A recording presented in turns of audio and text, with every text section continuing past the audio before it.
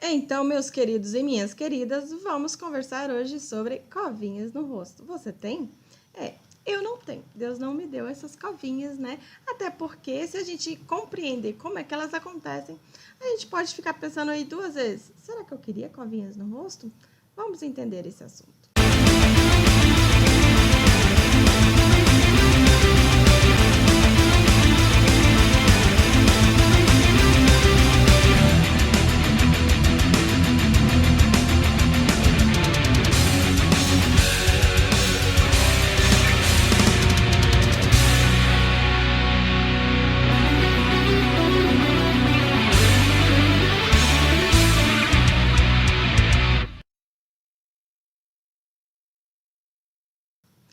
Então, covinhas são um charme e esse charme pode ser herdado. Ou seja, se sua mãe e seu pai têm covinhas, a probabilidade de você também tê-las é alta.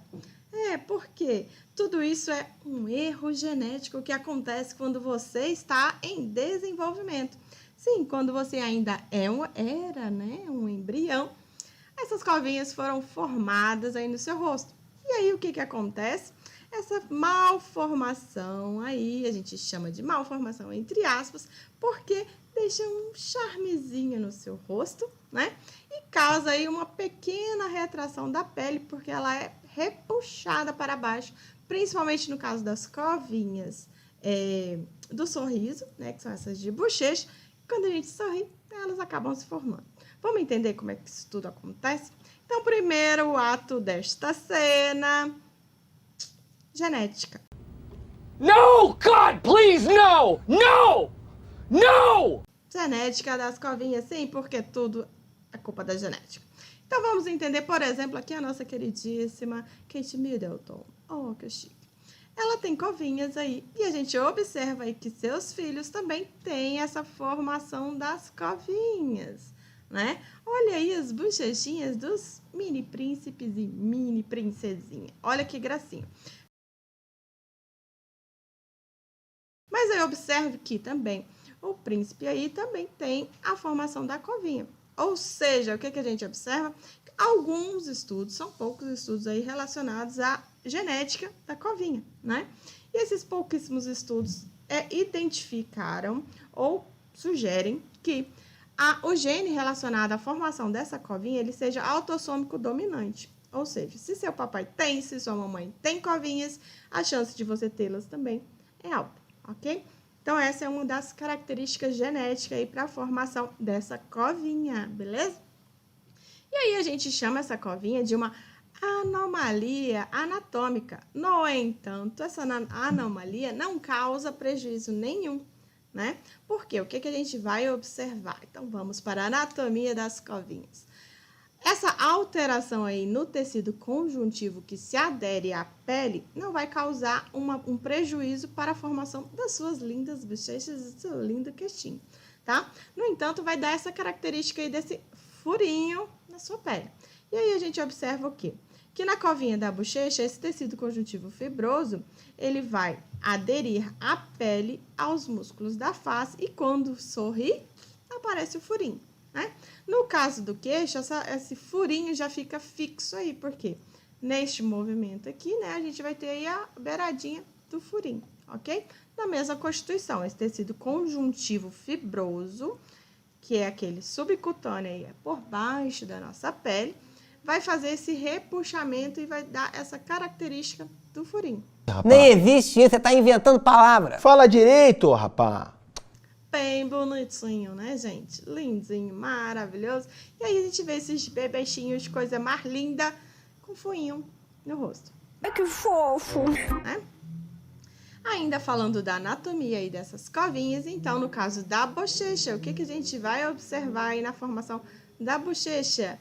Vai alterar aqui, ó, a camada desse tecido conjuntivo, justamente aqui na porção dos músculos da nossa mímica facial. Sim, esses músculos que dão essa expressividade para o nosso rosto, né? Então, a gente vai ter que, principalmente, ó, repuxando a questão do risório, zigomático maior, zigomático menor, né?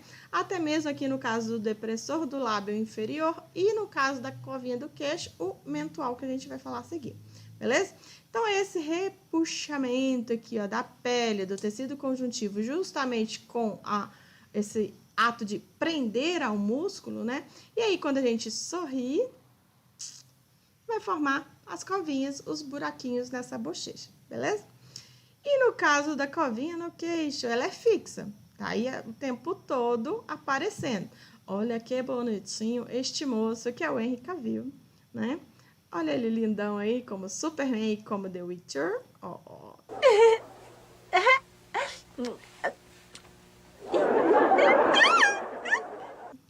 E aí a gente vai observar o quê? Que vai formar essa covinha justamente porque aquele mesmo tecido conjuntivo fibroso subcutâneo, abaixo da camada da pele, vai fazer uma preguinha, né? Vai prender essa pele ao músculo e a musculatura presa ao osso da mandíbula. E aí vai formar essa depressãozinha aí no queixinho, que muita gente acha lindo, maravilhoso, tipo esse moço aí da foto, né? Então, observe aí a formação da musculatura mental, que é essa do queixo, né? E que ela funciona aí também nas nossas expressões faciais. Aquela carinha de choro, né? De queixinho enrugado, por exemplo, tá aí na expressão da contração dessa musculatura que é o músculo mental. Ok, galera? Então, partindo daí, a gente vai entender o quê? Que tem muita gente que desejaria ter covinhas. No entanto, não nasceram com elas, não nasceram com essa covinha, apesar de ser um gene autossômico dominante, mas seu papai e sua mamãe não tinham. Então, você também não tem, né? E aí, a medicina estética tá aí para isso, né? Resolveu e desenvolveu a cirurgia plástica para fazer covinhas, que é chamada de dimpleplastic ou dimpleplastia, tá? Em português. E aí, uma pessoa que antes não tinha covinhas pode fazer esses furinhos com auxílio médico, né?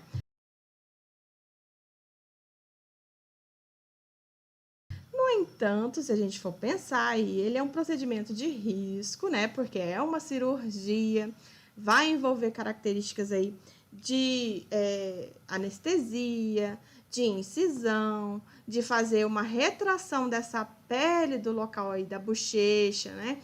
Para dentro da porção da bochecha, a parte interna da bochecha, justamente para conseguir fazer essa característica que é o furinho, tá? Então, vejam aí que há riscos para fazer esse tipo de cirurgia. No entanto, a medicina está aí para isso, né? E detalhe, se você faz umas covinhas dessa, elas são fixas, né, o tempo todo. Elas vão ficar aparentes o tempo todo. Igual no rosto aí dessa moça da foto, beleza? Deu errado. Então, sorrindo ou não, essas covinhas estarão aí aparecendo no seu rosto constantemente.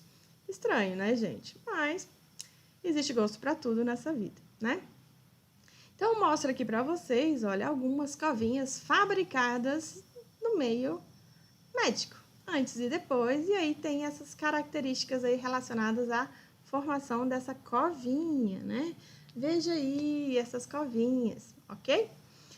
E para ainda, existe até a possibilidade de você escolher o tipo de covinha que você gostaria de ter. Olha como a medicina estética é maravilhosa e super avançada.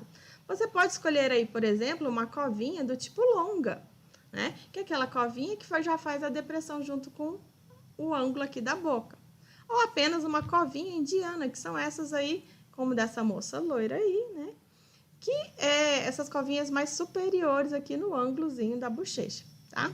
Ou então covinhas no canto da boca, né? Como, ou canto superior ou no canto inferior, como a gente está observando aí nas imagens, tá? Então, veja que pode ter aí várias opções de covinhas, abra o catálogo e escolha qual você se satisfaz. A covinha, em geral, ela é feita nessa região aqui, pegando aí, então, o músculo risório, que é esse que puxa o canto da boca, né? É o músculo que a gente brinca que é o músculo do coringa, que vai fazer aquela risada de coringa, puxar os cantos da boca para a lateral, ok? E também os músculos zigomáticos, o maior e o menor, aqui na diagonal aqui do ângulo da nossa boca, né?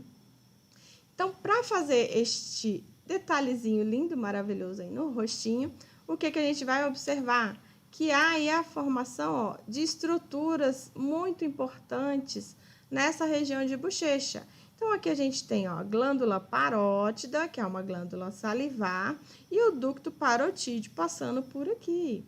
Além desse ducto parotídeo e da glândula parótida, nós temos aí um principal atuante em tudo isso, que é essa estruturinha amarelinha aqui, que é o nervo facial, tá? E aí, esse nervo facial é justamente ele que dá o comando para a sua musculatura contrair todinha e expressar as suas emoções aí através dos músculos da mímica, tá?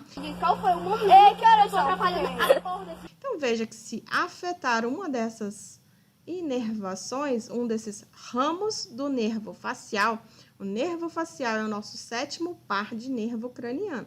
E ele vai fazer a inervação, então, aí de todos esses músculos aqui da bochecha, ok?